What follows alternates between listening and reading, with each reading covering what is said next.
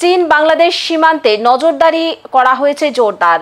উত্তর পূর্বাঞ্চলে নিরাপত্তা তৎপরতা বাড়ালো ভারত। চীন এবং বাংলাদেশ সীমান্তে হঠাৎ করে আঁটোসাঁটো নজরদারির নির্দেশ জারি করল ভারত।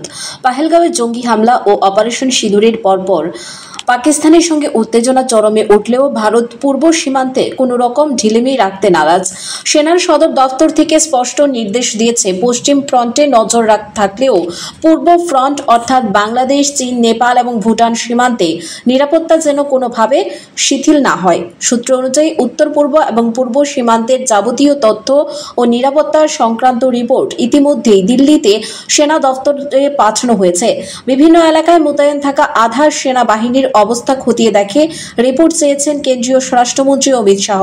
এদিকে সীমান্তরক্ষী বাহিনীর ডিজিপি দলজিৎ সিং চৌধুরী দেশের প্রতিটি কমান্ডকে স্পষ্ট নির্দেশ পাঠিয়েছেন নিরাপত্তা ব্যবস্থা আরও জোরদার করার জন্য। এরই মাঝে পেহেলগাঁও হামলার 15 দিনের মধ্যেই অপারেশন সিঁদুর চালিয়ে পাকিস্তান অধিকৃত কাশ্মীরের একাধিক জঙ্গি ঘাঁটি গুঁড়িয়ে দেয় ভারতীয় সেনা।